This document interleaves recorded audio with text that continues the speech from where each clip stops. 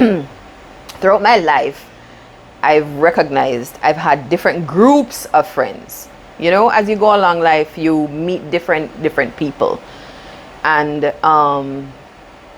you form friendship groups. I've had quite a few. I remember when I took the decision to leave Immaculate High at the time. It wasn't a decision that was, again, very difficult because I got the support. I had people around me saying, Debbie, go for it. Go for it. You know, you're young. We think you'll do very, very well. I was kind of like an advocate, as a matter of fact, when I was in teaching, especially at Immaculate. For a lot of my teacher friends, I was very vocal. I'm one of those people. I'm Cancerian. If you know anything about Cancerians, we speak our mind. And I was one of those people who would always speak my mind. You know, not in a negative way or a bad way or disrespectful, but if I had something on my mind, you were going to know. And so I kind of developed that reputation from then that, like I was a very good speaker. Anything to be, events, they wanted me kind of a thing and me to talk up for them. And so I was a little advocate from then. But I had a lot of support when I made the switch. And I would say the support started from my little circle there at Immaculate. And then when I started to do my LLB, and I told you I had to do some research and find people who could encourage me, people who were already doing this thing, who knew what the journey was, who, they welcomed me. And I had a very good friend, still my friend to this day, Denise, who started the journey a year before me. And so it was a partnership, a friendship made in heaven, because then she just handed down all her notes, all her books to me from the year before. And so she was able to help me along because she had gone through the year that I was doing. And we stuck it out together. So Denise also had a child. I remember I told you when I started my legal career, studying for law, I had my first child. I was very young. My husband was very supportive, but nonetheless, I wasn't working, remember. Somebody had to pay the bills. Somebody had to work. And he was traveling a lot. And I couldn't say anything because, he was supporting me all the way. I had a young child and I was also studying, but I had to make it work. So my child, my firstborn, spent whole heap of nights at different people's house, at people I trusted.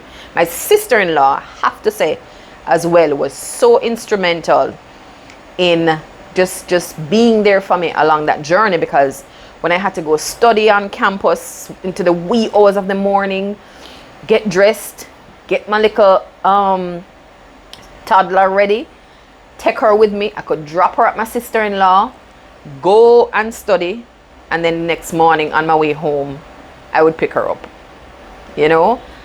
and that's how. And these were times when my husband wasn't around, and I think for a short period I didn't have a nanny to assist me either, so it was challenging. It's very challenging. But Denise at the time, who was my study partner, she also had a young child.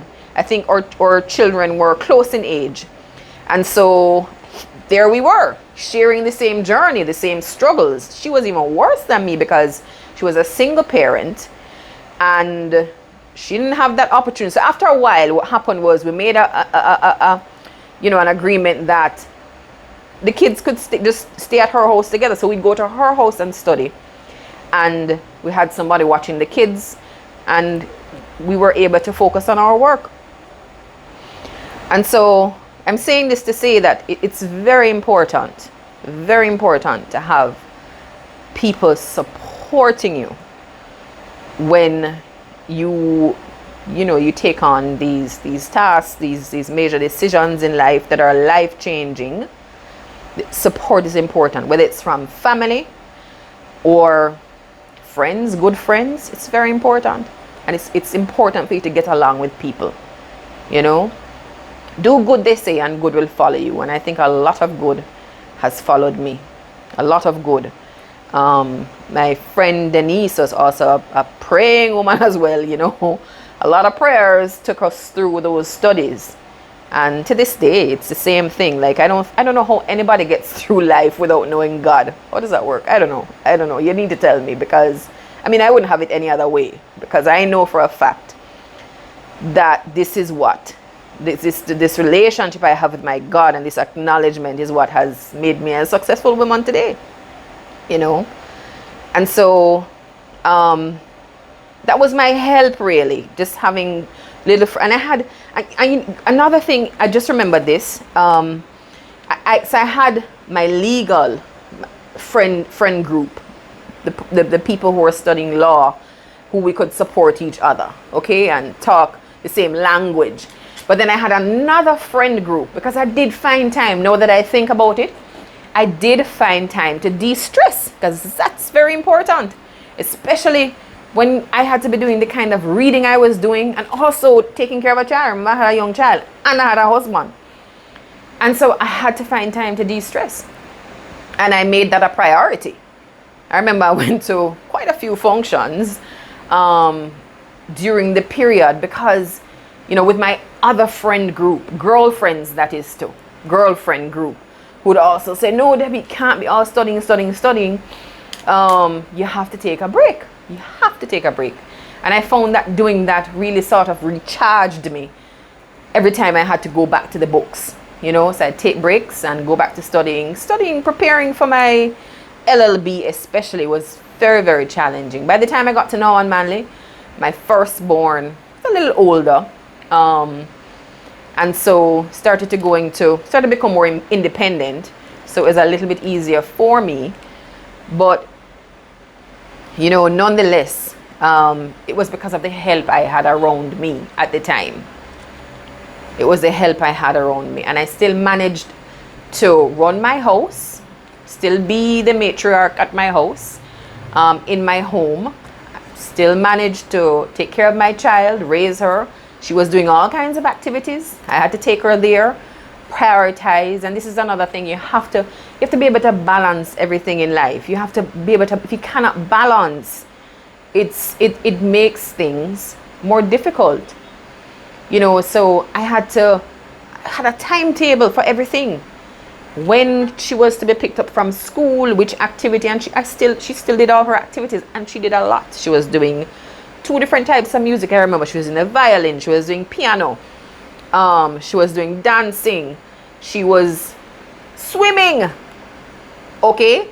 And then what comes with the dancing and the music is that you have shows, and then when those shows start and they become so demanding, you have to take them to rehearsals, and remember, you know, their craft is very important. They don't care about your agenda.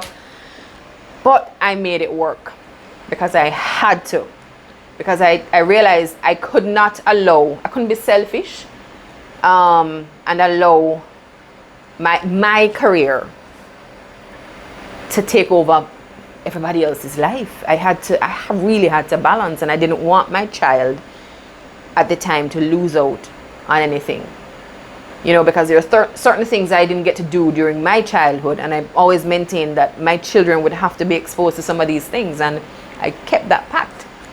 I kept it, you know. I must mention as well that when I was at law school, I got pregnant with my second child. When I was graduating from law school, the last couple of months, I was pregnant, but still studying. And let me tell you something, that child today, she has a mouth on her. Everybody says it's because of all the going to court when she was in my tummy, and the reading and the art. Listen, she has a mouth on her. So I don't know if one day she'll be a lawyer, but yeah. So it's been a really, really interesting journey. My little life, and I kind of smile every time I look back and see how far I've come today, you know. And I'm very grateful, very, very grateful. And I don't think I would have done it any other way. Don't think so. What advice you give to somebody who wants to make a switch? I'd say to anybody who wants to switch. You know, your parents used to tell you the sky is the limit. You know what I tell my kids? There is no sky. And you know what that means when I say there is no sky? It means you can do anything you put your mind to. But you have to muster up the courage. And sometimes it's not going to start. Sometimes you're not going to have the immediate help around you. You're not going to by the snap of a finger, have that surrounding group of persons or people around you who will push you, who will help you. Sometimes you don't even know how it's going to happen, but you have to take the leap. Take this step. I always compare challenges in life to learning to swim. Have you ever learned to swim? And especially the longer you wait to swim, is the more difficult it is. Okay? Because you have to muster up a sort of not just energy, but courage. And it's like being a child again, because you have to be not just confident, but you have to be able to just let go in the water. You can't make the water overpower you. You have to be in control of the water. And so it takes a kind of strength that is not innate, but you have to find it. And it's a deep guttural strength that you will need to survive. But it's not impossible. It's not impossible. You want to change careers? Don't make anybody tell you just need one career right throughout your life. No, there's so many things in the world to explore. I tell my kids nowadays, don't limit yourself to thinking, I just want to be a doctor or a whatever. These labels we give our kids to tag on themselves to say you must be that or you must explore. And I encourage my children to do several things, because no one thing is ever going to be fulfilling for you in life. No one thing. And the opportunities are there. Place yourself in the positions to be able to experience and grasp at those opportunities and take it. Take the leap. It's a leap of faith. God will go with you. Trust me on that one. And you'll be fine. I'm fine.